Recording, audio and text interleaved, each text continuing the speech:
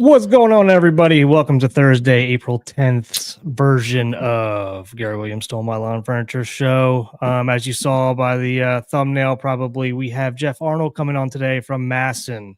So excited to talk some shop with him about Orioles baseball, even though it's been a little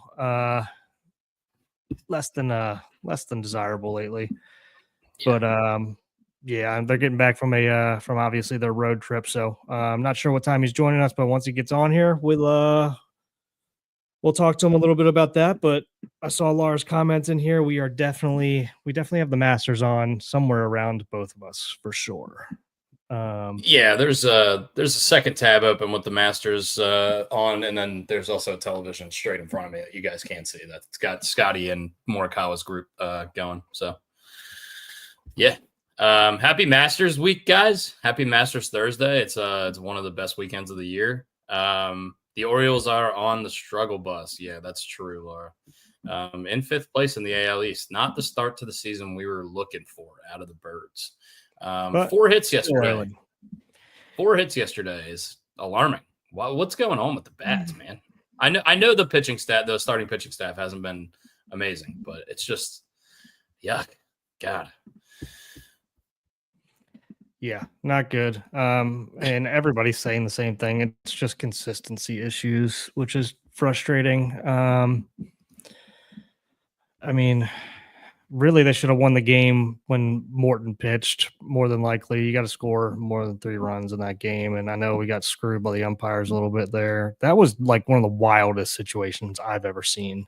So weird because the umpires didn't make a call, so the guy on second base had no idea what to do. Like, well, both. I mean, if there was 0 outs there, they had a triple play because I mean, Holiday wasn't tagging from first either. So, and everybody was just sitting there like, what's the call? Do I go back? Seti's the only one that went back and tagged up. O'Neill was just hung out in the middle, like, all right, I guess I'm guessing here. He didn't make a call. Like, he didn't say he was out. So did he drop it? Yeah.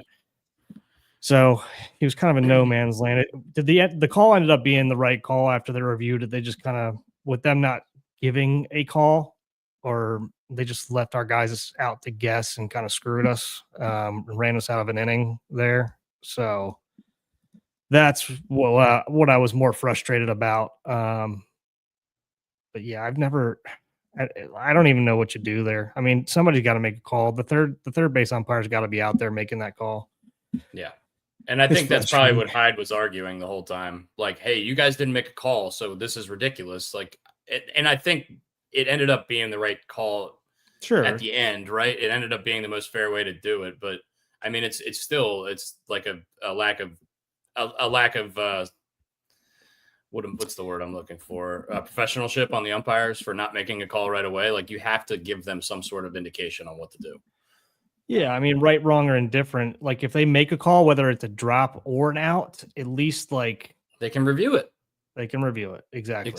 There you go. It gives the runners on base to at least the ability to make a decision instead of guessing. And then we were just screwed after that. So I think with the no call, I understand why O'Neill and Holiday, not that Holiday was the one that was out on the play, but neither of them tagged. I can understand why they didn't. So they were just like, all right, I guess it's down. He's not calling it a catch. So good thing Seti tagged up. I mean, yeah, I could have understood why he wouldn't have. Yeah, it didn't matter in the end because we didn't end up winning the game anyway. But yeah, it's just been a little frustrating. No, we didn't end up winning that game. No, we lost that. We lost that game, but I mean, that ran us out of an inning that we could have still been in to score another run or 2 or 7. Who knows? Speaking of running out of innings, yesterday there was a situation where there was a pass ball. It was first and second. There was a pass ball. I can't remember who was on second base. I think it was maybe Adley, and O'Hearn was on first. O'Hearn got a super late jump off of the block ball by the catcher, and you could see him hesitating, and he basically doesn't start running until the catcher's almost got the ball in his hand and he gets hosed at second base. And then the next 2 batters hit missiles to right field that got caught at the warning track. And that's just another run that we could have manufactured that we didn't manufacture because of poor base running, because of lack of execution. It seems like everything that could go wrong is going wrong right now offensively. And if we have any chance of starting a rally or getting a run on the board early, it just feels like we're not executing when we have the opportunities. And it's just been really, really frustrating out of a team that has so much potential, especially in the lineup. Like, we can't get blanked in Arizona by Brendan Fott. Like, I don't get it. Come on, guys. Like, we're better than this. And I know we were down early, and that helped. That hurts the momentum. But you have to pick yourself up, especially when you're in these doldrum parts of the season. And it sucks that it's happening so early for the Orioles this year. But I don't know. If said he wouldn't have, I would have lost my mind. Yeah, you're right about that. Yeah, I agree. But I mean, if you saw him, he was trying to read it. He was sitting there off the base where he had his lead, and he was kind of reading it in the air whether he was going to go, if it was going to be down or not. Yeah. But yeah, I'm glad he went back to the bag. How many times have we seen that ball just slip right under his glove and go back to the wall, and then everyone scores? You know what I mean? So I understand why the runners are hesitant, because they're like, oh shit, we may have a chance to take the lead here.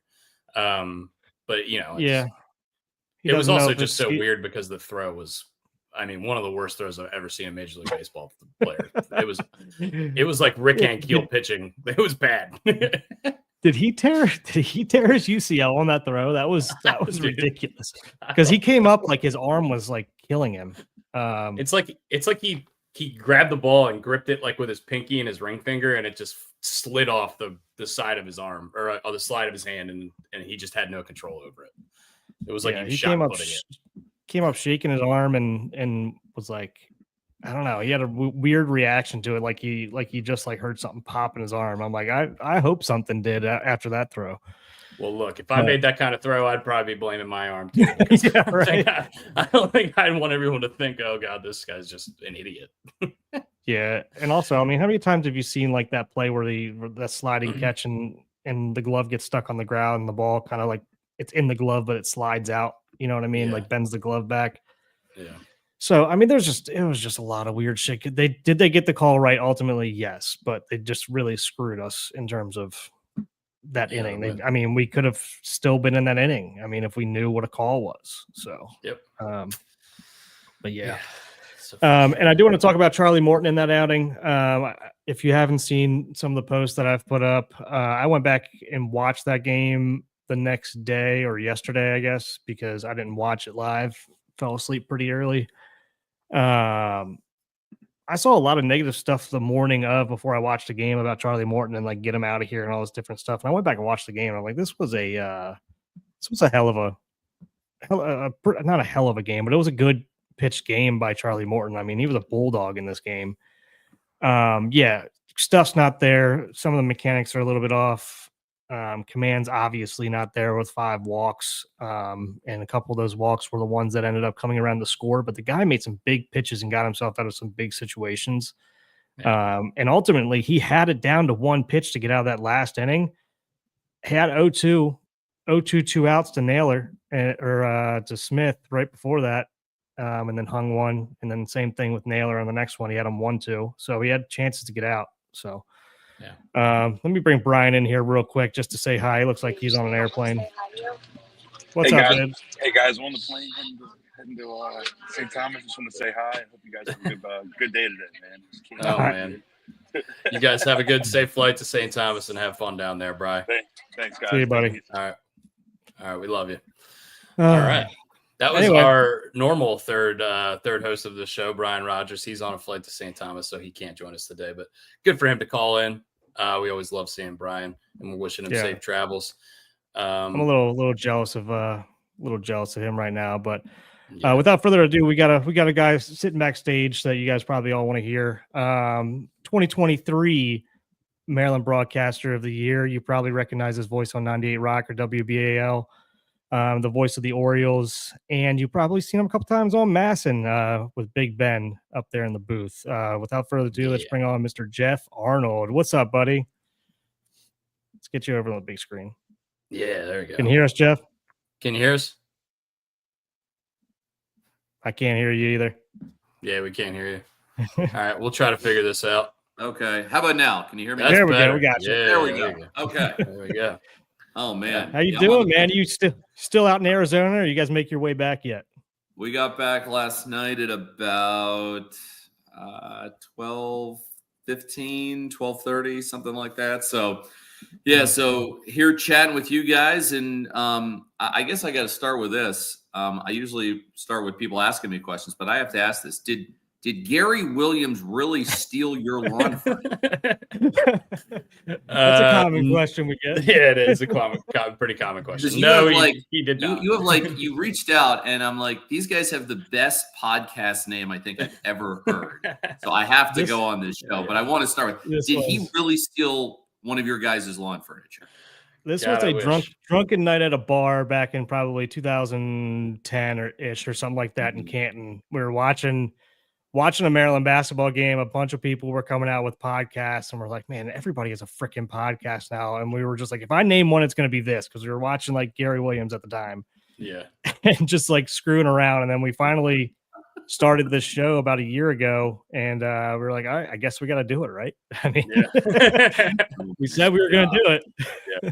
We just figured it would be a good hook especially for the fans. It is a great hook. I mean, I saw this. I'm like, there's got to be some kind of a backstory behind this. Yeah. And so I'm a little disappointed, I guess, that he didn't actually steal your lawn furniture. But man, it would be funny if you got Gary Williams on the show to talk about it, kind of how this whole thing came about. Yeah, he supposedly has a hat. We've taken a hat up to one of the boxes at the Oriole game one time. We had it delivered to him. So we haven't gotten a cease and desist yet. So I think we're good. Hopefully he likes it, thinks it's funny. But it's good from a legal standpoint. That's encouraging. And I mean, same thing as you, Jerry Coleman. He saw us down in spring training wearing the hats. He's like, I gotta have one of those hats. And I'm like, all right, we'll get Coleman's got to have anything free. So yeah, it's a good call. Yeah. Oh, man. Well, so you were out on the West Coast with the Orioles in Arizona. What did you see in particular out of the last couple of outings? I know it's been a little bit of a disappointing start to the season, especially the offense yesterday was a little flat. What have you seen out of the team so far, and anything you want to talk about in particular? Yeah, it's been an inconsistent start to the year. It's been a disappointing start to the year. I don't think there's really any way around that. Yeah. I think what was so strange for me, and I said this in our post game yesterday, 48 hours prior, we were talking about how the at-bats against Zach Allen were maybe the best at-bats that the Orioles had taken all year. Yeah. And maybe they hadn't scored as many runs as they had in previous games, but, you're facing Gallen, somebody who's been one of the best pitchers in the National League for the last few seasons, and you're taking great at-bats off of him, and you get 5 runs against him. And really ever since that point when he exited the game, you've kind of seen your offense go quiet. And, I mean, Merrill Kelly rebounded, and Brandon Hyde said they let him off the hook in the first inning. And yesterday against Brandon Fott, there just wasn't much they were able to do. The Zach Eflin news is really tough. You're hoping the best for Zach. Number one, he's a great person. Number two, he's off to a great start. He's your best starter right now. But you know what? Like, sometimes baseball seasons start this way. You're only 13 games in. There's a reason why you play 162. You can go back not too far, and you saw what the Washington Nationals were at the All-Star break and how they were under 500. And that year they went on to win the World Series. And, there are lots of stories like that across baseball history. So I don't think we want to hit the panic button just yet. It's definitely not the start we want to get off to. I also find it kind of weird, the lack of home runs. You hit 6 home runs in one game to start the year, and you have 2 home runs in the span of the last week, which is it's just really hard to figure. There have been some good pitches. 6 cents. Yeah, there have been some good pitchers in there. Kansas City was really cold. It was going to be hard to hit a home run in a place like that. But even so, like it's just really strange. You set a record for opening day in home runs, and you have home run hitters, and there's just only been 2 since, which is 2 in the last week, which has been kind of strange. But there's a reason why you play 162. You'll have pockets of games like in 13-game increments or 20-game increments or whatever that are going to resemble this. I think that the pocket just happens to be right now, and I think it's a little magnified because it's the first 13 games of the year. Yeah, not only that, just with the ending of last year, I think that even goes into it a little bit more. because everyone was ready and raring to go, especially after that first game. And to your point, the night against the Galleon, it looked like we were seeing the ball so well too. Like, I mean, we were either jumping on pitches that were in the zone or we were looking at pitches like an inch off. It just looked like they saw everything. So I think if you're gonna, go ahead, Dustin. I think if you're going to take some positives out of the season so far, the bullpen's been great for the most part, and the offense, it's been lackluster so far, but we know what these guys can do offensively. Like Gunner's hitting 160 or 170 right now. That's not going to continue. I know he just got back from the injury. There's just so much potential in this lineup. I can't see the offense staying this stagnant for this long. It just doesn't feel like it's going to happen. I just feel like they're going to break out in one of these games, and then it's just all going to click. I hope. But yeah, I wanted to talk about the bullpen specifically. Outside of a couple rough outings from CNL Perez, I think the bullpen's been really, really good. And I think people were a little bit worried about it, the whole pitching staff coming into the season just in general. But the bullpen is really I think it's performed incredibly well. And it's really it's blowing my expectations out of the water as of right now. Yeah, I think it's easy to get yourself worried about something coming out of spring training. And I know for me, one of my biggest concerns was Sir Anthony Dominguez and how he looked coming out of the spring. But you wouldn't know it based on the way he's been pitching recently for the Orioles. I mean, he's had some really good outings. His sweepers look great. And I figured that the bullpen would be a strength. It maybe didn't feel like one coming out of spring, but the group has looked terrific. CNL has had a tough start. I think for him, it's trying to regain that belief a little bit and trying to figure it out. But if you were to take him out of the equation, I think your bullpen ERA is about 1.4, 1.5. At least it was going into yesterday. Yeah. So that's pretty darn good. If you have a group of guys that can do that. Brian Baker's been awesome. I think he's been the best guy I've seen in the bullpen this year. He's looked great. I think Felix, there's some signs of encouragement on Monday night. That was great to see. Not nearly throwing as hard yet, but I'll say this too, when you're that big and you're coming off of surgery and you're trying to get used to the adrenaline piece of big league games again, I think he's also trying to maybe work through some mechanical stuff. I'm not a pitching coach by any stretch, but I'm sure there's some mechanical pieces involved. I thought his split looked great. He threw in a couple sliders, which were good. So, he could still be dominant. And I think it's just going to take some time for him to, figure it out. And April's not an easy time to pitch either. It's cold in a lot of places. And for him, as we said, you're trying to get used to pitching in a big league game again. So that's a big part of it. But Cano has looked great. Amazing. Baker has looked great. There's just Sir Anthony, had that hiccup in Toronto to start the year. It was a little shaky the other night, but he's looked really good. So I think that they're off to a great start. But what you just need, though, is you need your starting pitchers to also pick it up a little bit just to make things easier for them. Because, right now without Suarez, you don't have a true long guy out there. And if you can find a way to, I think, get your starters to have some better outings, it's going to put a little less pressure on those guys. And, you don't want them to get worn out, obviously. That's the thing you're thinking about with any bullpen. And if they're on and they're producing, you're seeing what they can do. It's a group of power arms that are hard to hit, and hopefully it'll continue to look that way. Yeah, I'll say this: Cano's splitter, or whatever he's throwing right now, it looks different from last year. It looks real good right now. And Felix, I know everyone's saying Felix's MPHs are down a little bit, but I mean 98 with that splitter is still devastating. So super impressed with them. I was a little low on Soto after seeing him in spring training. He's been incredible. Pretty much everybody. I mean, like you said, take CNL out of it. It's a 1.5 ERA, and that's with Felix in there with a 9 at that point when I did the math there. Yeah.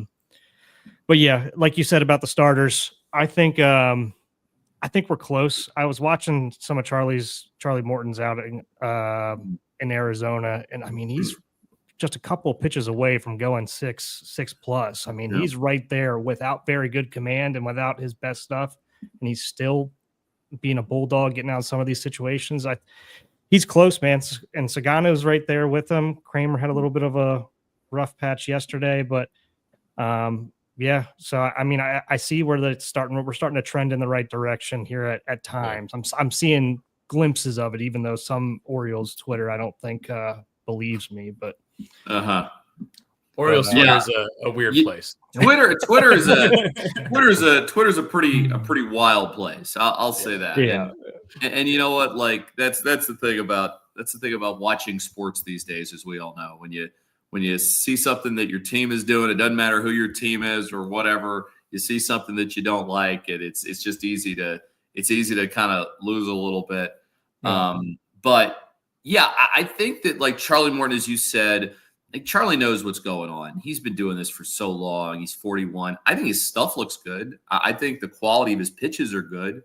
I just think sometimes he's getting himself in trouble by, going to a few too many, deep counts to early hitters in innings, walk-in guys to start off innings. That's never good. And he could tell you that better than anybody. So he knows what he needs to do. He just, needs to be able to take what he knows he's got to do and then just sometimes carry it over. And slower start for him. And I'm sure that is eating at him as much as it is at anybody. And he'll be all right. I think Charlie will be fine. The hope is you'll get Bradish back at some point, probably going to be end of the year. You'll get Tyler Wells back at some point. Kyle Gibson is throwing for the Norfolk Tides. He's getting some innings in. So having him back, I think, will be good for the rotation. He had a really good year in St. Louis last year. And I also think it's going to be good for the clubhouse as well, because there are not too many better clubhouse guys you're going to find in baseball than Kyle Gibson. And if you look at people like Gibby and Charlie Morton and some of the other guys that we have, I mean, him and Morton and Zach Eflin are like three of the nicest humans you'll ever meet, and three of the best guys in all of baseball. So I think that'll have a positive impact on everyone. And so I think right now it's just kind of like holding on a little bit and seeing if your offense can pick you up. And, we're going to have stretches in the year like this, and they're going to be times we're going to go on these great runs. But yeah, just holding on at this point and realizing it is still just 13 games in, and plenty of stuff can happen. Plenty of stuff can happen throughout the year, and the Orioles can turn things around. You guys can get Gary Williams on your podcast. I mean, it's going to be fine. I think it's just sometimes you just got to remember it's 13 games, but sometimes when those 13 games happen to be the first 13 games, it can feel worse than it is. Yeah, I mean, it's not like we're falling terribly behind right now either. But I got another question. How was that KC barbecue out there? KC barbecue was really good. We went to Joe's. I don't know if you guys have you guys been to any of the KC barbecue places before? We did. We went to the All-Star game there when it was there, and I don't remember the name of the places that we went, but I think we went to Joe's. I'm pretty sure we did. Yeah. Okay. Yeah. Joe's is actually they've got a place at the ballpark in Kauffman Stadium, and I had not been to Joe's. We'd been the other two. Q39 was one, and that was really good. And then there's one other one, and I'm blanking on it right now. But Joe's is the one of the big three that we had not been to. So I get there a little bit late on Saturday. My wife had a surgery last week, so I got there a little late. So Hollander says to me, "Hey, we're gonna go get some barbecue." So we literally wait in line for an hour and a half. And I like good barbecue. So I'm not saying I'm willing to wait an hour and a half all the time, but I'm willing to wait an hour and a half every once in a while. And so we get up there, and it's like you're looking at the menu, and it's like kind of like being an offensive coordinator on fourth down, where you're just looking at your play sheet and you're like, well, maybe we should do this. No, maybe I should do this. Well, maybe I should do this, or maybe I could try this. Yeah. And so I had a half rack of ribs, which was really a full rack if you look at what typical proportions are. And then I got this half chicken, which was really good. And Brett got fries, and he got a bunch of other stuff. And Mel got some of the other things. And so we kind of all shared a little bit. It was so good. It was it's the kind of meal that, if you're going to have one meal for the whole day, this is going to be it. You save up for this meal. And fortunately, I think I did that. I was at the airport. I didn't really eat anything. Yeah. So by the time I got there, I was hungry. You need to go into one of these places hungry, and you need to, kind of manage your hunger while you wait in the line. But it was a Saturday night. It was packed. Food was great. I didn't finish it all, which I'm usually pretty good at finishing all the food that I have for a meal. I mean, you can look at me. I mean, I'm not exactly an Adonis or anything. But no, it was really good. I loved it. Joe's was great. When you go to Kansas City, you can't go wrong with any of the barbecue spots. They're there. Joe's at big proportions. I love the ribs; those are really good. And so, yeah, whenever you go to Kansas City, find a different barbecue spot every single time you go there, and it was really good. It was really good. It was, it's one of those meals that like it's kind of one of those death row type meals. Like, last day you get one meal to choose from, and that's the one that you end up picking. Yeah. And if you go out there, make sure you order a half rack of ribs, because if they're giving you a full rack when you order a half rack, you don't, really what it was. You don't want to order a full rack. I mean, it was like a full rack. They said, "Here you go," and I was like, "Is that a full rack or a half rack?" I was like, "It's a half rack." I'm like, my gosh, I would have never been able to finish a full rack. Yeah. Never. Anyway, back to the Orioles. Much needed day off today, and then they come back for a homestand, which is nice because it feels like we've been on the road the whole year so far. I know we did have that little. I'm sure Geoff feels that. I'm sure you've been feeling that. How was that when the early part of the season with so many road trips to start? How has that been for you and for the team in general? Do you think that's affecting play? I don't think so. I mean, I think the schedule was a little weird to start off the year. It kind of begins with when you play that first game, you're usually used to having the day off right afterwards. Instead, the Orioles played 4 games in a row to begin in Toronto, and then you had the home opener, and then you finally got that off day on that Monday, and they're on that Tuesday. And so since then, you've gone, I think, 8 in a row, and now you have the off day today. So it's been a little strange with how it's all been spread out to begin the year, and you get to 162 games in any number of ways. So, I mean, I'm sure it's a little bit challenging when you go out of spring training and then you go to Toronto straight from there. So, as you guys said, like, you've only been home for really a couple days. It hasn't been all that long. So, I think having your longest homestand where you get 3 different teams coming in, it'll do the guys a lot of good. And then, right after that, you go to Washington, and that's not far away. So, there's a lot of good, I think, that's coming up, and having the fans at home where you can ease in a little bit, and that's gonna make it easier. Arizona's playing decent baseball at the start of the year. Kansas City's a good team; they're a playoff team last year. Toronto's got a lot to prove. I think right now the Red Sox might be the best team in the American League East. So it's not only also the travel piece, but it's also the quality of the opponents that you're seeing.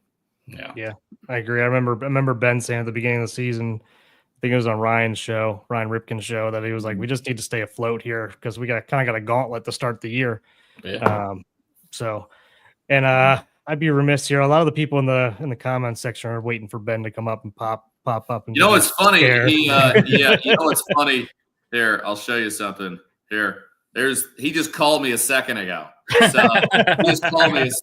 So he flew. He was left to his own devices in Arizona at our hotel last night, and I think the hotel's got a really good steakhouse. I think he enjoyed that, but I think he had an early morning flight. I think he was going to Dallas, and then I think from there back to Baton Rouge, and so I love that guy. But no, you're right. Every game that I do, like when I get locked in, it's no joke. I mean, I don't know why I do it that way. I'm not really sure. I just kind of get like in my little zone, and I mean, I'm easy pickings. I mean, there's no nice way to say it. And if he's there, like, I have to like be very like, I'll be looking over my shoulder, like I got a tick or something. Like every once in a while, I'll be like, is he back there? And sometimes I'll catch him, but most times I won't. And but I was running him around the tennis court the other day. I saw that you posted that.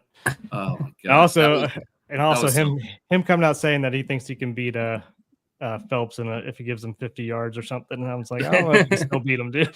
Yeah. I mean, Phelps told him because he knows Phelps well. Like Phelps heard what he said, and he said to Ben, he's like, no chance.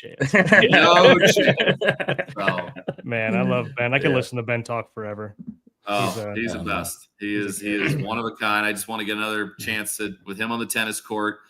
He wore me down. My stamina wasn't great. I had some good serves.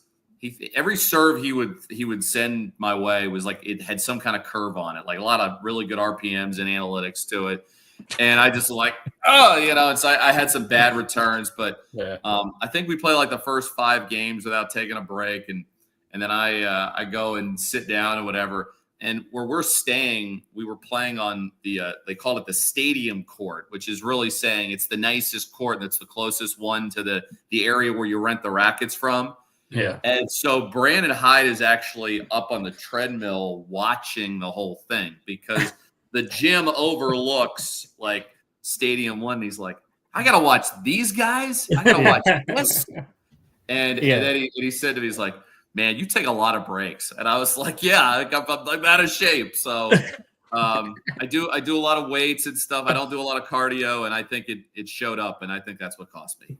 We need to get some StatCast numbers on that tennis court next time. See what happens. Yeah, I think you'd probably see on my serve like good velo, not a whole lot of movement, not a whole lot of RPMs on the serve. With him, I think you'd see low velo, but a lot of RPMs on the serve, a lot of movement to it. So he's just an incredible athlete. I mean, he hadn't played tennis in 20 years. I don't think I'd played tennis in like 15 years and played a tie break, 7-6. It was a little hot and good exercise for the day though. But I'm looking forward to awesome. I'm looking forward to the rematch.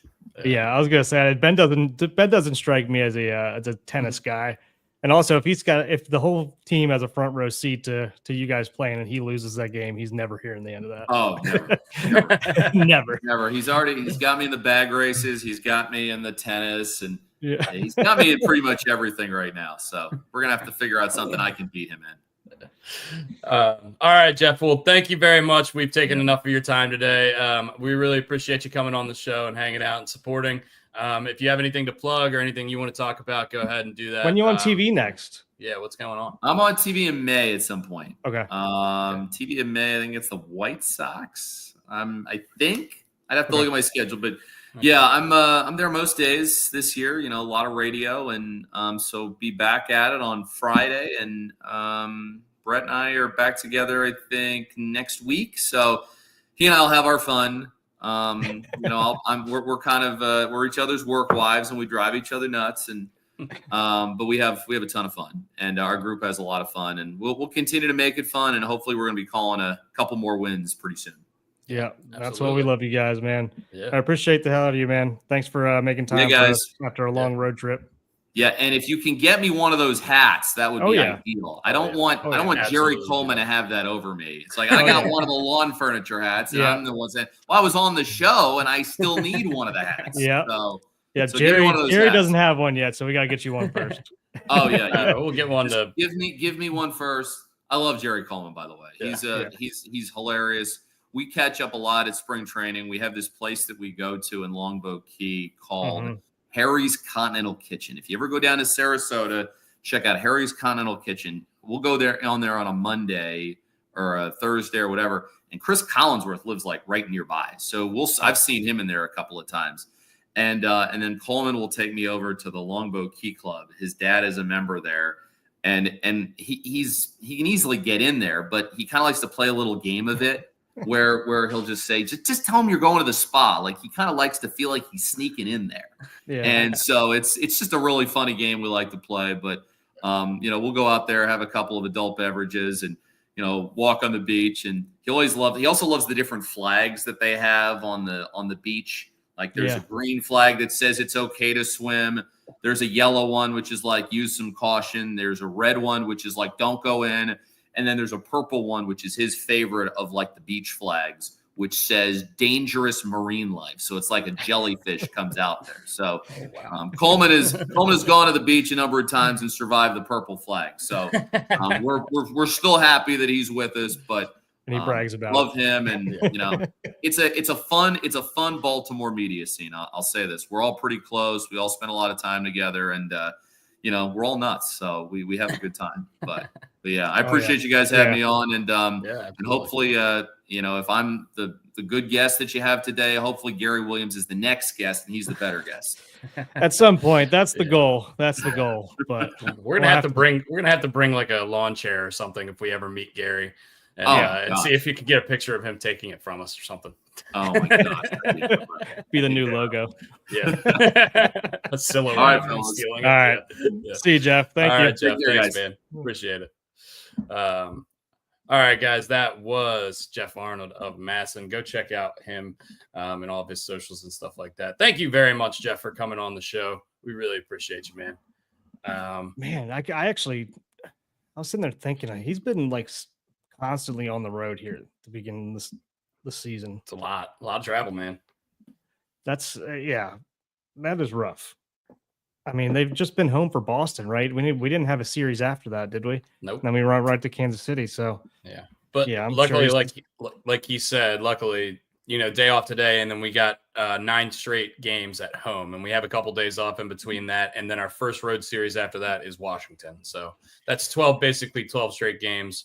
That takes us through April 24th in Baltimore and Washington. So we got 2 weeks. Basically at home, which is really, really nice. I'm sure that's going to be great for the team. Interesting. Something I wanted to ask him, but we didn't have a ton of time with him. Interested in who's going to get this spot start in the last game of the Toronto series, because we have Sugano and Povich lined up, and then we have that break where Eflin would normally pitch against Barrios in the Sunday getaway game against Toronto, and then Morton back for that Tuesday game. So we have kind of an open start there on Sunday. I wonder who's going to get that start. I know a lot of people have been talking about Brandon Young potentially. I don't know. Maybe we'll just go bullpen route. That doesn't really seem like our organization's MO. No. Do you have any thoughts on that, Brooks? I don't think there's any other choice other than Young right now, especially since he started the year pitching so well. He spent a ton of time in spring training with the team. So it's gonna be nice to get some of these reinforcements back at some point, because this is a good thing we have depth, right? Or else we would have not so great starting pitching right now. McDermott's still on the shelf, I believe, for a little bit. Gibby's still ramping up. He makes his first start tonight, or just made it, and was expecting to make 2 or 3 or 3 or 4 starts. And listening to Ryan's show yesterday, not so good news from Yoni Rosenblatt that he had on.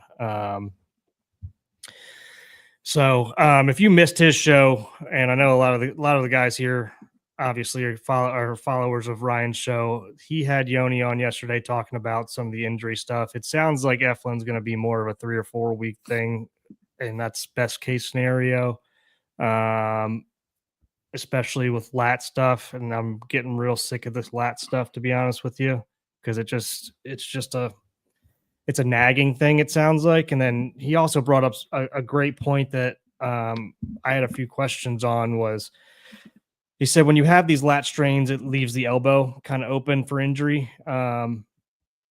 just because of compensation issues and everything like that. So that's probably why we're seeing, his words, not mine, while we're kind of seeing some of the elbow / tricep stuff with Grayson right now, after he's gone through 2 lat strains, or whatever you want to call them.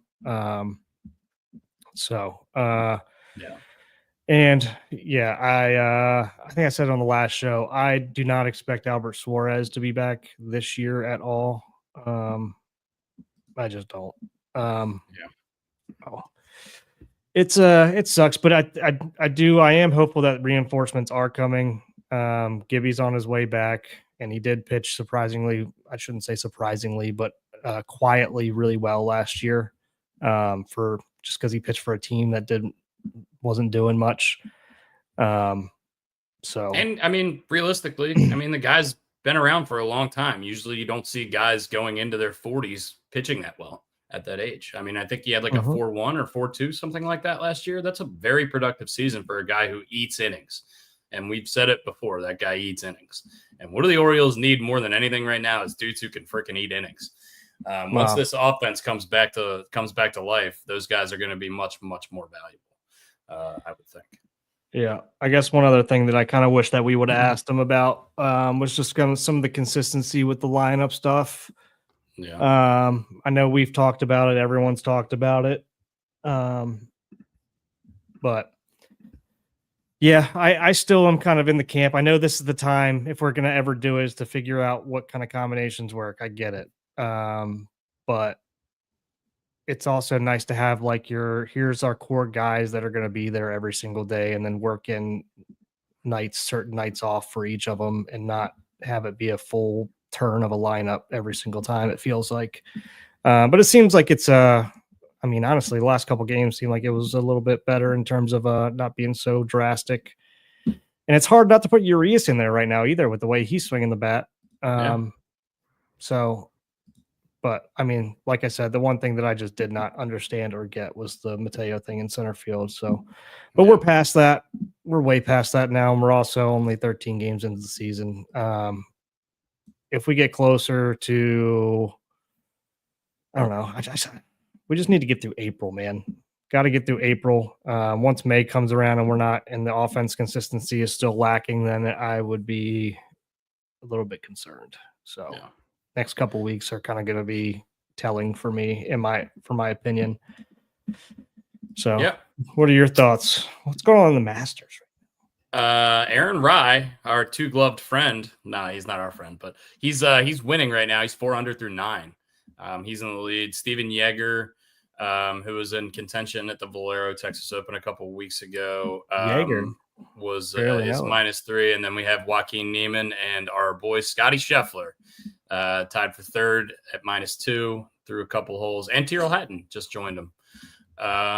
Couple of guys having really interesting rounds. We haven't talked about Nikolai Højgaard's start to this round. He shot -1 on the front with 5 birdies, and then came out, doubled the first hole on the back, and then doubled number 12 as well. He's 3 over with 5 birdies through 12 holes, 13 holes. Pretty crazy. Joe's asking when Rory tees off, so I can hate watch. Yeah, Rory tees off at about 1:15, I believe. He's Scheffler's part of like the afternoon. Yeah, Scheffler's out there now. Scheffler's playing with JT and the amateur. He's -2. Yeah. And then we got a couple of guys like hanging around -1, -2 that we like here with Bernard Langer. Yeah, Bernie Langer, Will Zalatoris, Harris English is 1 under, Harmon, Connors. Freddie's -1 now. Look at this. Spieth is he got the 2. He just bogeyed 4. So I mean, 4, 5, 6 is the hardest stretch. One of the hardest stretches in golf. Really. So it's going to be, you're going to see a lot of struggles there. That's one of the Masters has like, they do hole 15 and 16 and hole 4, 5, and 6 coverage. I always keep it on 4, 5, and 6 because those are the holes where the people, if you can make pars on those holes, you can really get a leg up on the field. Yeah, luckily my wife's not home today to hear me bitch about Rory all day. But yeah, she will be this weekend though. Just came through the ESPN ticker. Mark DeRosa, who was the manager in the last World Baseball Classic, will also be the manager in this World Baseball Classic. So I thought that was pretty cool. I like Mark DeRosa on MLB Network, and I think he generally has good takes, and he's just seems like a really well informed and kind of a good guy to be around. So I appreciate that, and I like that. A couple of things that have stood out to me over the course of the last couple of days since we've got off air. Rakabako tweeted the other day that the final offer from the Orioles to Corbin Burns was in the range of 4 years, $180 million. So this is, I think the contract he ended up signing was 6 for 2, correct? So AAV wise, 6 for 210. Yeah. So AAV wise, we were right there, and we were actually ahead. But it just goes to show you guys, like we've been $10 million a year ahead. Yeah, like we've been saying this whole time, it wasn't about the money. It was about he wanted to go home. His wife and his newborn twins live in Arizona, and he could play spring training there. He could play all of his home games there for the whole season. He could make almost just as much money per year, not as much money per year, but the same, if not more money over the course of the next 6 years, total money. It just made way more sense for Corbin Burns. And he's got an opt-out. He's got two opt-outs, I think. Yeah, it just made way more sense for Corbin Burns, the person, to take the Arizona deal. And you can get as frustrated as you want with the front office for the lack of moves or whatever you think.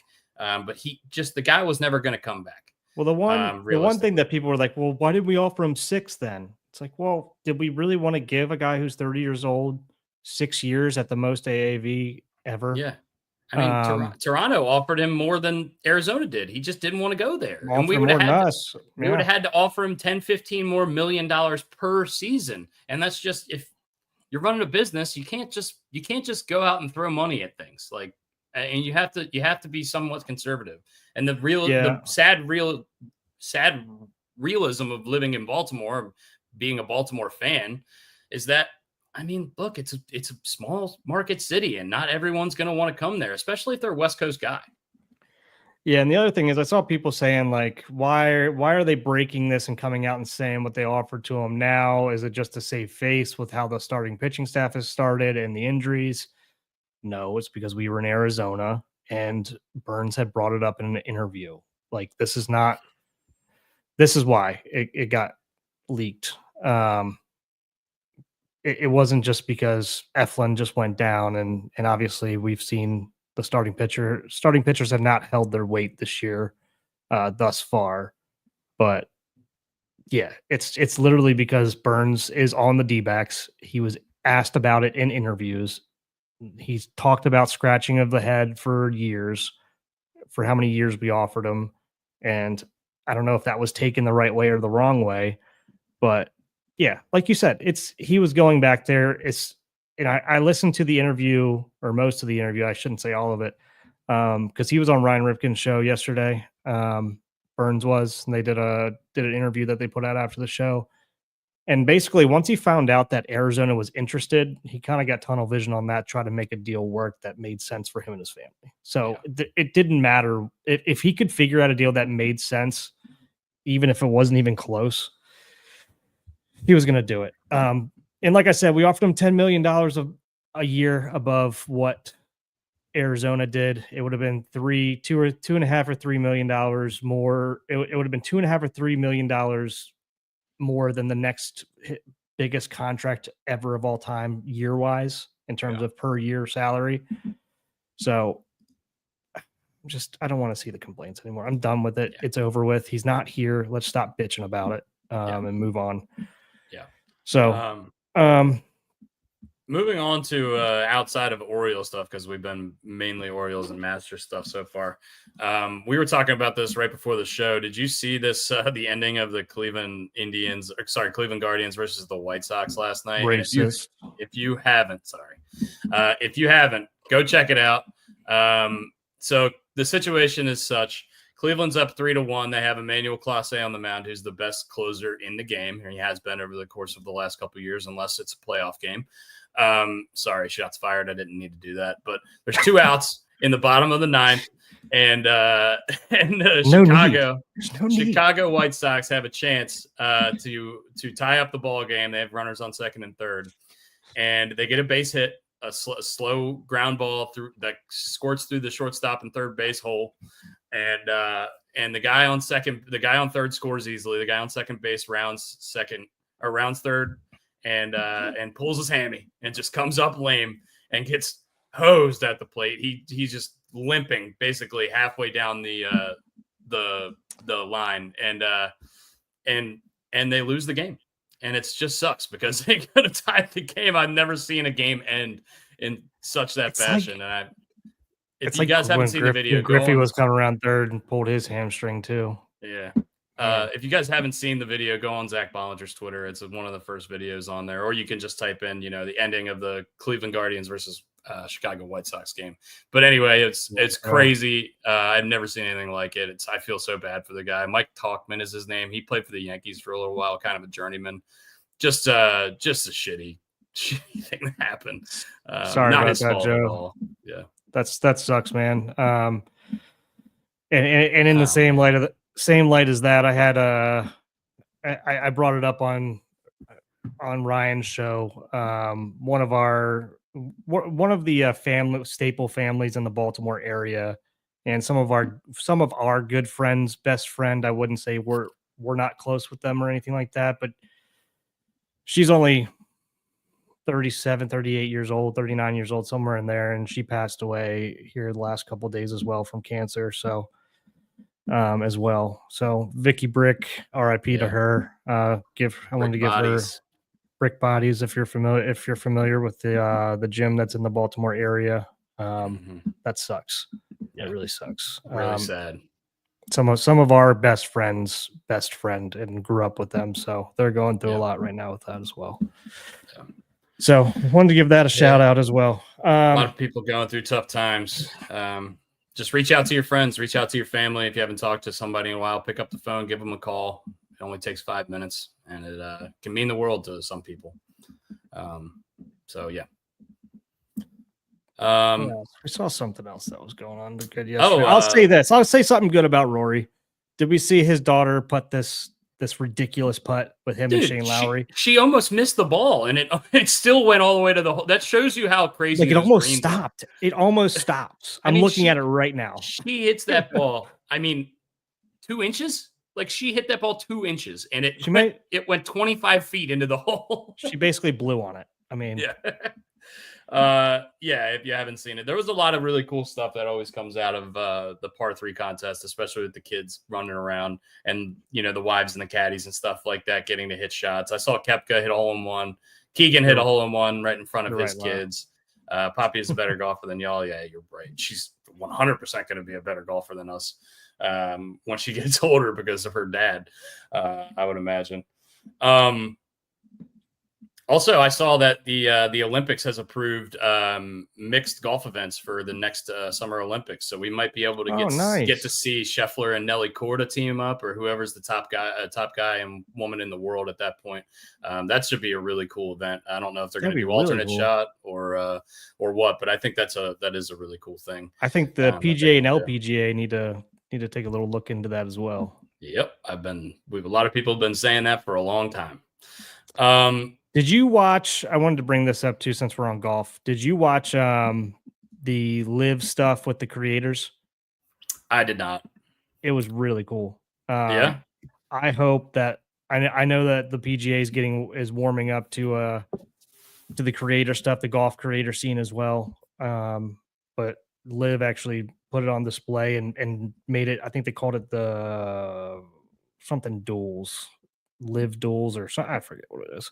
But basically got the team up with a live golfer, and you got to see all the big names like DJ, Phil, Joaquin Neiman, Cam Smith, missing regardless. Bubba Watson. I also didn't know Bubba Watson was on live, but I do now. He hasn't been a relevant golfer in a really long time. Don't worry. Even when he was on the PGA. Yeah, he's not been relevant for a while. So just wanted to bring that up. It was really cool to watch. I hope that the PGA starts to adopt something similar to this. I know they've done the Creator Classic, but I'd like to see some more crossover events that get live televised or at least live streamed onto YouTube or something like that. It seems like it's moving. It's moving. It helps grow the game. I mean, look, big time. There's no denying. You can look at the views on YouTube. These people are watching this stuff. People are watching this stuff week to week to week to week. And the gear's on the shelves at the PGA events now. Like Have a Day's on the shelves and Goods on the shelves and the foreplay guys. And I'm missing some too. But there's no laying up, fried egg, all kinds of guys. Yeah. Yep. So that's why I get a little frustrated when Rory brings up and doesn't give them enough credit. I think he needs to lean into it a little bit more. So yeah, I think he'll probably get to understand that he will at some point. I hope. I feel like he's a pretty level-headed. I think he's a pretty level-headed guy, and but he's just got. I mean, there's just a lot of stuff that he's got to worry about, and especially being the guy who's never won this tournament, who everyone thinks should win this tournament. I was listening to a golf podcast yesterday, and they were like looking at the Champions Dinner photo. And for the most part, like you'll see it, basically they'll say, I think it was Nathan Hubbard saying this. I want to not give him credit, but it's, there's a couple guys in there that you're just like, how the fuck is this guy sitting at the Champions Dinner with Jack Nicklaus and all these guys? Then it's Jack, it's Gary, it's Arnold Palmer, it's Tiger, it's Phil. It's like every one. Yeah, Arnie's gone, but it's every one of the greatest players that have ever played this game are sitting in that room. And it just feels like if Rory ends his career and is not sitting in that room, that something's wrong, because he really is one of the best players that's ever played the game. And he's been, since Tiger and Phil, he's been the most consistent golfer on the planet. So it just feels like he's got to get there at some point. Not rooting for him, but I 100% agree. I know. I know you're not. He should be in there. He's one of the best golfers of all time. So he needs to get his ass in there and stop fucking choking and shut my ass up. Also, I wanted to bring up, I saw, and this gets brought up every single year. We're talking about the menus here at the Masters Dinner. We showed it last time what Scotty had. Scotty has this week, and I always forget about Bubba's menu. It's so bad. I'm gonna pull it up now. I could tell you it off the top of my head. It's terrible. Well, it's 3 things. it's a Caesar salad, a chicken breast, green beans, and a confetti cake. Which, by the way, if you get one dessert, if you pick confetti cake, fuck you. Like what? Like what? You have one dessert, you're picking confetti cake? These are the greatest golfers of all time. Yeah. This is it. This is and I think Hideki had is Hideki the one who did McDonald's one year? Didn't somebody do McDonald's one year? Or was it Hideki's is awesome. Hideki's is like a big Asian fusion menu, like a lot of sushi and stuff like that. It looks amazing if you just read the But this doesn't get enough. This doesn't get enough hate, so I had to bring it up. This definitely does not get enough hate. I mean, I would eat that. I eat that on a regular basis. Yeah. But this is you get the best chef in the world to prepare you any meal. You're not getting them to prepare you like a meal prep meal that I make from going down the street to Food Lion. And I mean, I know you have to pay for it as like the winner and everything like that. But I mean, dude, Bubba, you've made a ton of money. Champion. You've made a ton of money on the tour. Your dad made a ton of money on the tour. He's one of the starters for fuck's sake, like for the Masters. Watson and Bubba Watson are not related. I thought they were. No. Oh, well, I'm wrong. I always thought they were, but no. Anyway, he's made enough money regardless to have this kind of a menu, is what I'm getting at. Yeah, 100%. He's won multiple Waste Managements, multiple Masters, and now he's on Live, so he's got unlimited money. Most likely. So you know what I didn't realize? Brooks Koepka's contract with Live is up after this year, so he can come back to the PGA. So is Bryce. Oh, really? I didn't know that. I think most of the major stars in the next year and a half are going to be open to that, because it seems like, even though they announced, I don't know however long ago it was now, almost a year it feels like, that they said this PGA Tour Live deal was going to happen. It just does not seem like it's going to happen anytime soon, even close to anytime soon. So I would imagine that if people are going to start getting poached back, I would think that Koepka and DeChambeau are going to be the first couple dominoes to fall. Oh yeah, for sure. And they've made their money. And Koepka said he went over there for the dough. He literally said that. And I don't blame him. And he's won a major since then. And now he can come back and play in these tournaments and pick and choose whichever he wants to play in, because he's got $300 million backed up in the bank. And I'll say this, it got him out of the spotlight for a little while. Just because he was going through some swing troubles there for a few years, and plus injuries on top of that. So I think going over there, not only making the money, but it kind of gave him a break from the spotlight, which I think was probably a good thing for him. Yeah, so it definitely was a good thing for DeChambeau, right? I mean, he's completely 180'd his image from what he was before he left. I think he started doing that right before he left, but yeah, he's like since he's been there for sure. Yeah, it gave him a lot of freedom to, go grow this YouTube brand and get into, he's killing it too. Get into a lot of people's living rooms that way. And I think people started to realize, this is just a genuine guy. He's just kind of a goofball, Yeah. And I mean, I think he would admit that, right? He's just kind of a goofball. Yeah, I do. I think so too. Yeah. But he's become more self-aware, and I've said that multiple times, so I'm not going to keep beating a dead horse. P. Reed -1. Patrick Reed, by the way, he's like Bubba, and he's just only good at this course, and he sucks everywhere else now. He hasn't been performing all that well on Live, but I think 4 out of the last 5 years he's had top 12 finishes here, and that's not even including the win he had. Which was like almost 8 or 9 years ago at this point, which is crazy. Everyone was rooting for Ricky Fowler to take him out that year, and Patrick Reed was just like, nope, I'm just going to chip and putt my way around this course. I mean, the guy's got hands. You can't deny that. No, I'm definitely not going to take anything away from his golf game. He's an unbelievable golfer. I just, not my favorite human on the planet. Yeah, it's hard to root for a guy that has that security guard following him around because he's so sick of people. Yeah. So, yeah. What else we got? Tony Finau's +1. How's our scores looking right now? Billy Horschel +2, and Phil all of a sudden is +2, so he doubled somewhere. Yeah, he made 2 straight bogeys. It looks like. Bernard dropped 1.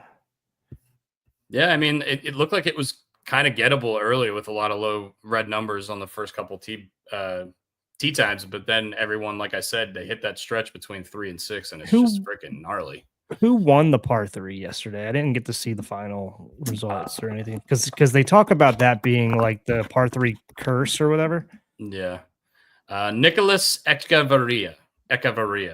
I don't know how to pronounce it. I've seen his name plenty of times. Echevarria, maybe. Yeah. I've seen his name plenty of times. He is 1 over through 12 right now. So, I mean, he's still hanging in there. Yeah, he's hanging around. Bezaden, I just love Bezadenhout. Christian Bezadenhout. He is he's one of my top 20 picks this year. I think he was in the top 10 last year. He's awesome. South African. Yeah. I like South African golfers. I like Canadian golfers too. I wish Brian was here. Did you see the comments that Gary Player made about the Masters and the course? Yeah. Come on now. He's lame. He's one of the starters. He's one of the official starters of the Masters, and he's saying that the PGA Championship is better than the Masters. Give me a break. No. He said he said the most prestigious in his mind was the Open because he's South African, I believe. Yeah. Which I guess I get. But then he said the U.S. Open and the PGA were also better than the Masters. Did he not? Oh, did he? Yeah. But I remember. But the other comment that stuck in my head was that he was like, "Yeah, Augusta's a top 20 course," and everyone's like, "What?" Like, come on now. Look, Jesus. I get it. There's the Pine Valleys and the the Grove that nobody's ever going to play, and Seminole that nobody's ever going to play. But I mean, it's Augusta. It's on TV for a week every year. And it's like the best run, most awesome thing. And they literally care about this 1 week. There's like no blade of grass untouched. Phil, it's not. Go ahead. Phil was telling a story on the live broadcast that I saw on the on Twitter or something like that last week that he was playing a practice round at Augusta and and it was like super windy and a tree fell and a tree literally fell down in the middle of the fairway and was tearing up the fairway on let's say hole 10. I don't know. Can't remember exactly what hole it was. And he said he looped back around after hole 13 or 14. And the tree was already cut into it was chainsawed into chunks and they were literally hauling it off the course already. And they had carts out there with grass to replace the grass. He said by the end of the round, the course looked completely normal. You would never know what happened. Yeah. It's crazy. They've got so many resources and they've got so much money and they can do whatever. But and then I saw their practice green or the practice center. They call it something weird that they don't want you to call it a driving range. I forget how they want you to say it. The Augusta National Practice Facility, whatever. Yeah. It's like $140 million or something like that. Between that and what was the other thing I saw recently about it? Shit. Dollar beers, baby. Yeah, where can you get dollar beers? I mean, it's $3,000 to get in, but dollar beers. I mean, and nobody can get a membership there. Christ, even there's current, or I shouldn't say current, but former presidents that couldn't even get a membership there, which is wild. Man, I had something I wanted to bring up and I can't remember what it was. I'm very bad. My memory is very bad. Yeah, that's okay. Did want to point out Luka Doncic gets the in his return to Dallas last night. If you aren't familiar, Luka Doncic, one of the best players in the NBA, got traded from the Dallas Mavericks to the Lakers earlier this season. He returned back to Dallas for the first time since he's been traded. They gave him one of those video board montages, thank you, Luka kind of thing. And he was in tears before the game. And he went out there and he dropped 45 on them. And they kicked the shit out of the Dallas Mavericks. And I bet you it felt so good. Oh, yeah. I'm sure. I just remember what it was. Remember I think it was during COVID at Augusta when those trees fell and miraculously missed the patrons? Don't Do you remember this? Like, it was during the tournament, like trees fell during it, and like would have killed people if it hit somebody, but it just missed everybody. I think it might not even have been. It was after COVID, maybe. There was definitely patrons there, but it didn't seem like there was a ton at that hole. So maybe it was either just after it, or maybe it was like somebody that people weren't really watching. It's the But I magic of remember, Augusta, man. I feel like it was a couple years ago. I'll find it and send it to you. But you were just talking about like the tree down, and that sparked that. And I'm like, oh my God, if that would have hit somebody on like national television and somebody dies on the course, like that would have been terrible PR. Yeah, not good. That would not have been good. I mean, it would have been a super terrible tragedy, and there's nothing really they can do about that. But obviously, gotta check those trees, baby. The way the world works now, it would blame somebody. Also, see Zach Hampel affecting games. Yeah, what a fucking piece of shit that guy is. Yeah. He stole a home run out of what was it, Tampa? I can't remember who was playing. Tampa was in the game. Tampa was the one in the field, I believe. If you guys don't know who Zach Hampel is, he's the guy who goes around shagging balls at a bunch of stadiums and gets tackles little kids out of the way so he can get a bunch of baseballs and flaunt him on Twitter. He's a complete loser. Don't ever go check him out or look him up. I'm mad that I said his name to support him. But he reached over the wall the other night in an MLB game and stole a home run. Fan interference. He knocks over little kids. He's the worst. Just the worst guy ever. So just wanted to, put that out there. Don't go looking at that guy. Don't follow him. He's the worst. I think that's pretty much all I got in the world of sports today. We've got a couple more guys getting ready to tee off. Aaron Rye just bogeyed, so he's one back of Steven Yeager at this point. And Scheffler, Hatton, and Neiman are all still sitting at 2 under. Also, Matt McCarty. When I saw McCarty, I thought it was Denny McCarthy, but it's McCarty. Also just got the -2, so good for him. Is he? I think he's a left. Is he a lefty? He is a lefty. Look at that. Who would have thought? I thought I was the lefty whisperer on this podcast because I'm left-handed, but I guess it's not. I guess the only reason I know is because I was listening to the Masters on the Masters app here, and we've talked about this multiple times. Their app is the best out of anything. Like, it's so good. Any sport event, anything like that. It's incredible, and it's all free. But they were talking. They're like, yeah. Fun fact: there's 8 lefties here in this tournament, which is, I don't know if it's a record, but it's definitely up there. But they were talking about one of the broadcasters was saying, hey, one of my long shots to keep an eye on this week is that McIntyre guy. Matt McCarty, or no, Robert McIntyre is also a lefty, but yeah, Matt McCarty. Damn, I completely got that wrong because he's definitely said McIntyre, not McCarty. So that was a complete guess. That was a complete guess with that McCarty guy. Yeah, Bobby Mack's been one of my favorites for a long time. He's a Scottish guy. He won the Scottish Open last year on his home turf, and that was really cool. But he's been one of my guys forever. I always prefer the lefties. Even Brian Harmon, who takes 4 years over his ball because he won me $3,000 one time. Is he not playing well this year? Because his odds were way down. He won last week. He was playing terrible all year, and he won last week out of nowhere.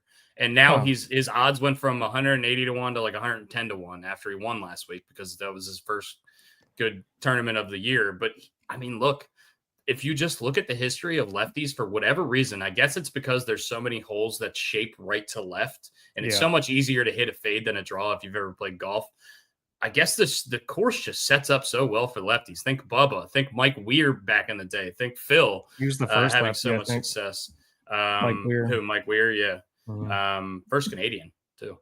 But yeah, a ton of lefties have a ton of success at Augusta. So just one of those little things to look out for. I think this maybe in a couple years we'll talk about Akshay Bhatia and a couple of guys like that. Maybe having a chance at this place once he gets a couple more reps under his belt. I know people were talking about him as a dark horse for this year, but I just think he's a little bit too young and you need to get a little bit more seasoning in majors in general to perform well at Augusta, just because there's so much pressure there. And, it's hallowed grounds of golf. I don't know that I would be nervous standing over every shot just thinking I was going to fuck the course up. Yeah. Anyway, yeah, that's pretty much all I got for you guys today. Do you have anything else before we send us on our way here, Brooks? No, I don't think so. Not off the top of my head. We'll probably. I'm kind of thinking that Dustin and I will go live at some point this weekend for the Masters. What are you doing for the Masters this weekend? Tomorrow and the next day, I'm going to be at work all day, but Sunday I am going to be sitting at my house on my couch watching the Masters all day. So if you want to do something early in the day, we can definitely arrange that. Sounds good to me. Yeah, I don't have any plans. Maybe we'll do a Masters party. But are you working all the weekend, you said? I'm working all day tomorrow and Saturday, yeah. Unfortunately, I got to work 11 to close. Tomorrow's Friday and Saturday, yeah. Okay. Yeah. All right. Well, be on the lookout for that. I don't think I have anything else. I don't think we're trying to figure out a date for the 999 still. It's probably going to be in June. But I'll let you guys know here soon. We're getting close. June's a good month for me because May is tough, but we got the music festival and Memorial Day, and then July. Once July hits, basically Ocean City's a freaking shit show. So, but yeah, June's a little bit slower. Just a bunch of senior week kids for the first couple weeks of June. Yeah. I was there once. Hang out in their house. We can hang out in their house, have some house parties. They don't bother anybody. Just don't bother anybody. Well, some of them don't bother anybody. Some of them do. Bother a lot of people. Yeah, true. That's what I'm saying. Yeah. Oh, man. British Raven, when you getting your damn hat, dude? Yeah, I don't understand how he hasn't gotten it yet. Did you say you sent it, right? Well, yeah, I sent it to. So he's importing stuff from somebody, whoever his shipper is. That's who he had me send it to. So I guess he's got a guy. He's got it coming in. Yeah, got a guy. He's got a shipping guy. Yeah, he's got a guy for everything. British Raven does seem like the kind of guy that has a guy for everything. Yeah. Waiting for 2 packages to arrive at my provider. That's coming in. Yeah. Awesome. You want to do a quick call in or two?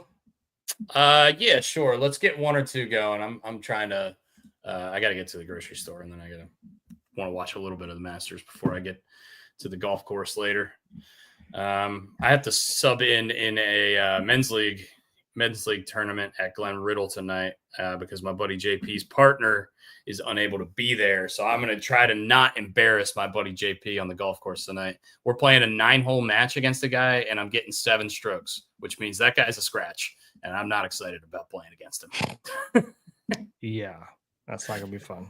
Yeah. Hey, but scratch golfers can have bad days too. That's true. All I do, I just make a couple pars and hang in there. That's all I got to do.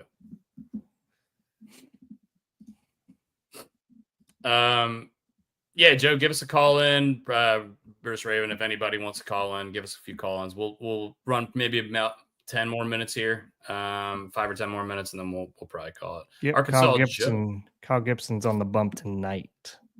For AAA? Today, 12:05. He's pitching right now. What's up, Arkansas Joe? Ours, the O's are fine, maybe. I don't know about that. Good day to be a hat, fellas. Hell I like it. Joe. I like it. That's a handsome-looking man in a handsome-looking hat. Oh, the hat's handsome. I don't know how good looking the man is, but it's okay. The O's are okay. We're gonna be fine. It's April. We're gonna be fine. April. It's 13 games. Nothing to jump off a cliff about, or be very dirty in YouTube chats about. That's just nonsense. Yeah. Why be positive, right? Why be positive? What's going on there? What's going on there in Arkansas? How's the weather? It is actually really nice. It's like 75 right now, so I can't I'm complain. jealous. Damn, I'm at 55 right now, but it's supposed to keep going up. There you go. And we're coming up on weekend in May. We got Toad Suck Days. Yeah, what's Toad Suck Days? What is that?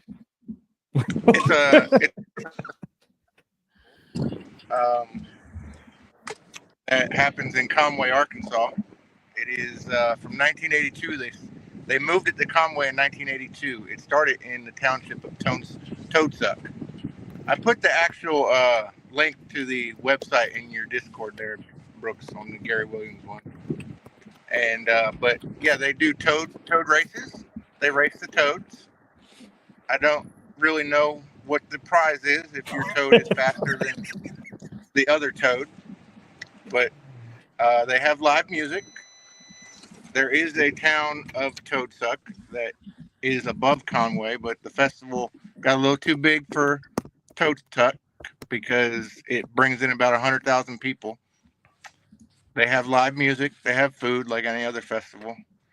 But yeah, it happens the first weekend in May in Conway, Arkansas every year. Toadsuck Day. It sounds like a day to do a bunch of hallucinogens. It may be. I don't know. I've never been. It actually is the same weekend as my birthday every year, and I've just never gone up there. They donate a bunch of money to the community of Conway every year. I think the total, I wrote it down, $285,000 to the community and $2.2 million in college scholarships since 1985. And there you see the picture of them racing the toads. The festival attracts over 100,000 visitors each year. Holy shit! Yeah, it's pretty big. Toadsuck's population, by the way, 288. That's it. 288. That's my high school freshman class. Yes, Toadsuck is a very small town. And then at the bottom, it talks about how they used to have the shippermen coming up the river, and when the river would get low, they would park and get drunk, and the name came from their throats swelled up like toads. They called them toadsuckers because they were so drunk from sucking on the bottles that their throats would swell up. So they called all the captains of the ships toadsuckers. Oh man, the more you know, the more you know with Joe. I found that very interesting. I don't know that it's quite as interesting as the Testicle Festival, but Toadsuck Festival. It's gotta be up there. It's definitely a hook for sure. Oh man. Yep. Anything else going on in Arkansas these days, Joe? Or any other fun facts you got for us today before we get British Raven on here?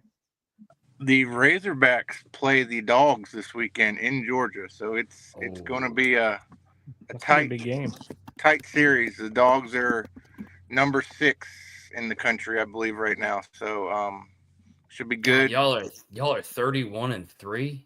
31-3, 10-1 in SEC play, and they struggled a little bit on Tuesday against A-State, but A-State was throwing their weekend pitchers. They threw all 3 of their weekend pitchers to try to win the game. So it was a 7-4 game. It wasn't a blowout, but got to give credit to Arkansas State for trying to come in and compete with an SEC team, being a low-level Sun Belt team. Yeah. Damn. 31-3. Damn. You guys are number 1 now. Shit. Number one across the board.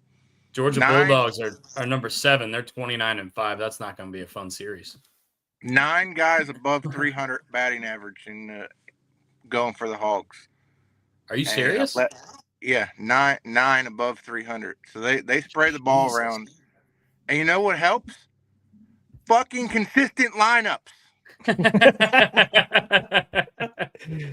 I'm sure you're having a hell of a lot more fun watching them than watching the Orioles so far this year. I bet that's for sure. And 11 pitchers under a 4 ERA. So it's a good quality team. It seems that way. I mean, they're 30-3. I would hope so. It's a hell of a team. They still got crazy. They got crazy numbers against the SEC too. Yeah. So, all right, Joe. Well, thanks for coming on, man. We really appreciate you. Go Razorbacks for you. Hopefully, beat the Bulldogs this weekend. We're going to bring on our buddy British Raven. If you have a message for British Raven today or right now, would be a good time for it. Good day to be a hat, right? It's a great Hell day yeah. to be a hat. Hell yeah, baby. Hell yeah, Joe. All right, thanks, buddy. We're gonna bring on British Raven. What's up, Nick? How you doing, buddy? I'm all good. How are you guys doing? We're hanging in there, man. Phenomenal. It's Masters weekend. Yeah. What's the Masters? What's the Masters like in overseas? Do people care about it as much as they care about it over here? Is it the Open Championship that people care about, or are you just not into golf at all? I mean, I'm not really a golf guy, but we have a dedicated golf channel, so I suppose it must be somewhat big. There you go. Unfortunately, maybe there are more Rory supporters here. Unfortunately, no. Fortunate for I'm a huge Rory guy. Yeah, that makes sense. Well, it is what it is. But yeah, golf isn't really my thing. But hand-eye coordination never really has been. So that's fair. Oh man, how have you been doing? Everything good over there?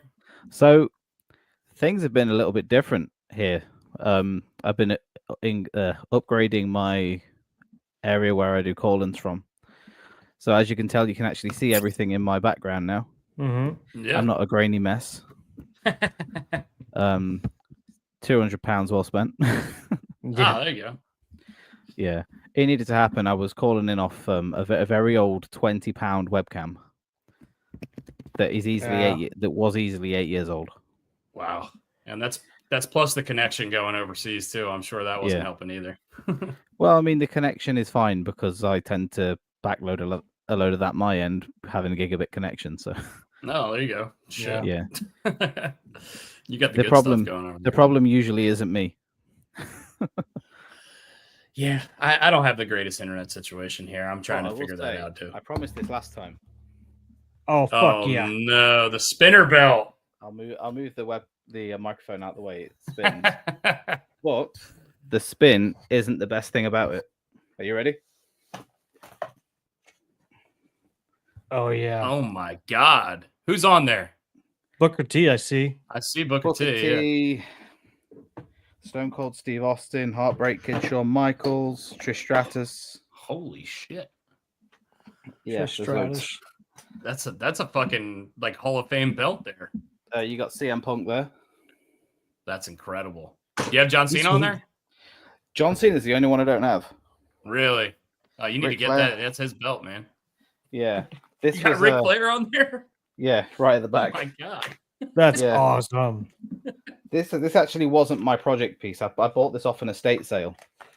So somebody had to die for me to own this. And I've never been more thankful. I mean, nobody heard that. Please do not share that. R.I.P. to them. That's fucking awesome, though. Are you planning on trying to get any more signatures on it or no? So this belt, I don't plan to get any more signed on because there's literally no room. Oh wow! But I have an ECW project belt, which is just over there. Yeah. Which is currently in the works. There's going to be Rob Van Dam going on that so far next year. So. Oh man. Well, if you're getting an ECW belt, you gotta get RVD, you gotta get the Dudley Boys, you gotta get a couple Raven. It's getting them over here. Oh, yeah, I'm sure. That's true. Yeah, Bubba Ray has a lot of commitments with WWE at the moment with the LFG series. So, yeah. Shit. CM Punk's making a comeback right now, isn't he? He is. Yeah. Which is it's quite nice to see. I was at the AEW event where it all kicked off. You were at that show in Chicago? No, it was actually in London. That show was? I thought that show was in Chicago when he came back. No, when he when everything kicked off backstage, which led to him getting fired from. When he got. AEW. Okay. Yeah, okay. I was sat almost ringside for that show, and you could taste the tension.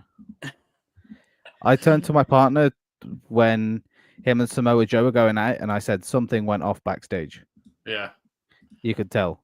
Yeah, you can always tell in wrestling when they get obviously the feuds are storyline for the most part, but you can tell sometimes the guys really don't like each other, and you can really feel that when they're on the mics in the ring.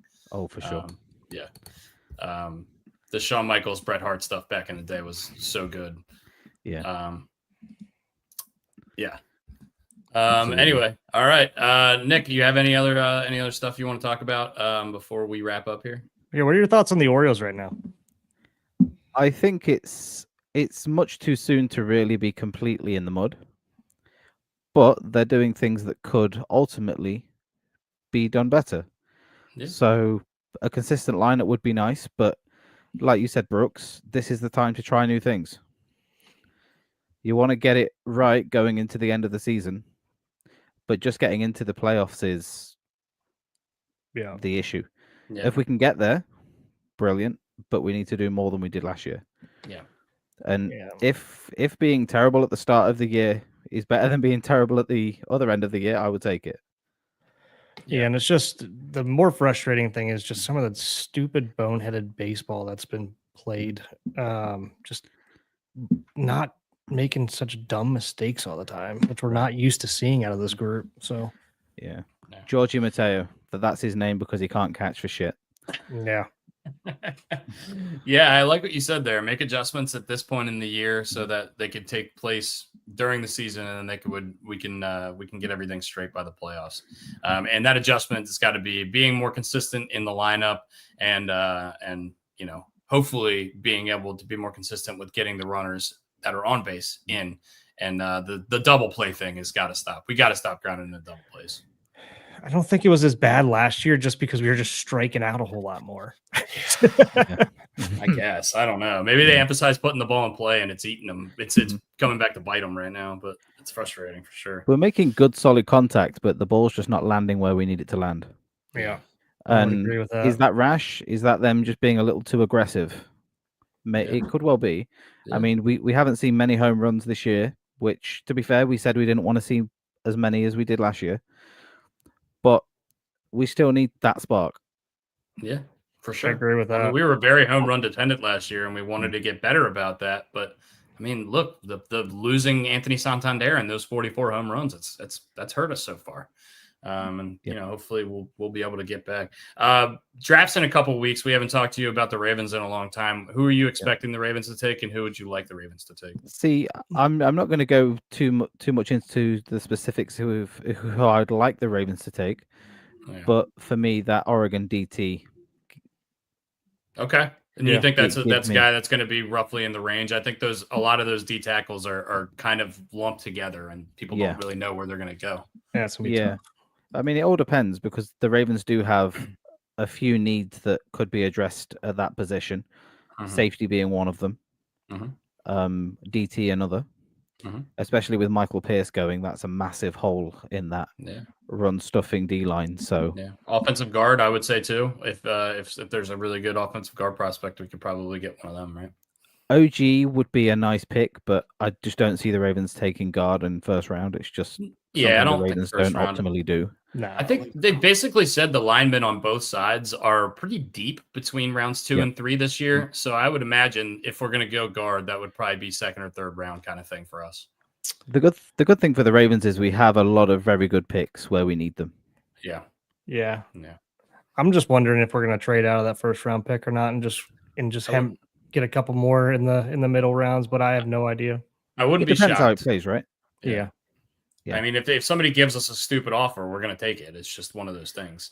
But it's also like, I mean, if you're sitting there at your pick, right, and your pick or your pick's coming up, and it's like, man, all these guys we have graded are the same grades that we're giving to these guys that we can get in the next round. So it's like, why not take an extra pick? Yeah. So it's and I just don't know what they have graded. I don't know. I don't follow the combine grades, I guess, to say like, here's who I want, or I'm hell bent on somebody. I kind of just trust the organization with that. But yeah. I mean, they've proven pretty good at it, haven't they? So yeah, for sure. They know more than I do. Yeah, they've fallen very lucky in the last few years that they've had ridiculous value at their picks in the early rounds. Yeah. I think that's why they haven't really traded back much recently, and we're kind of known for doing that over the years. But recently, we're just like, can't pass that up. Yeah. It's like if we would have passed Zay Flowers up, we'd have been stupid. Yeah. The Chargers took QJ right in front of him. Yep. Indeed. And they thought the Chargers were taking him for sure. I know. Yeah, they were ready. They were like, as soon as they took Quentin Johnson, they were like, take the pick in right now. We want the Boston College kid. Yeah. Oh man, I mean, Zay and Lad McConkey would be fun with Justin Herbert. Yeah. Ooh. Yeah. Shoo. Yeah, I don't want to think about that. You don't have to. Don't worry. Ravens, Yeah. At least Ravens not yet. West, Yeah, Ravens West out there. Yeah. Yeah, I Round don't need robin. any more nightmares. But yeah, that would be bad enough. I Yeah. mean, thankful to the birthday boy Eric DaCosta for doing what he does. Yeah. Is it great birth? guy. Is it his birthday? I It's didn't his know that. birthday today. Yeah. Oh wow! Nice. Congratulations! I think is it Happy Bashady's birthday. too? I think I saw his Bashady's yesterday, maybe. It's That's around this awesome. time, isn't it? Yeah, if they have the That's same good. day for his Awesome. birthday, that'd be awesome. That That's would be awesome. crazy. Imagine lining that up. It's like having I'm twins. hiring you because you got the same birthday. Yeah, it's like having twins. You don't need to do the same party. Yeah. Or different party, sorry. You just do it on the same day. Yeah. That's awesome. All right. Yeah, that's my idea of fun. All right, Nick. Well, thanks for joining us, man. We really appreciate you calling in and supporting our show from the other side of the world, man. I appreciate you guys for being here. So, yeah. Hell yeah, buddy. Absolutely. WrestleMania Nice. fever, draft fever is a good time to be a hat. It's Yes. a great time to be a Hell hat. yeah, that's how we gotta send them Yeah. off. Good time to be a Cheers. hat, baby. Yeah. Hell yeah. All right. Breaking news. Yeah, that was British Raven. Thank you very much for him for coming on the show. Are you pulling up Rock's tweet, Brooks? No, but Oh, I okay. will.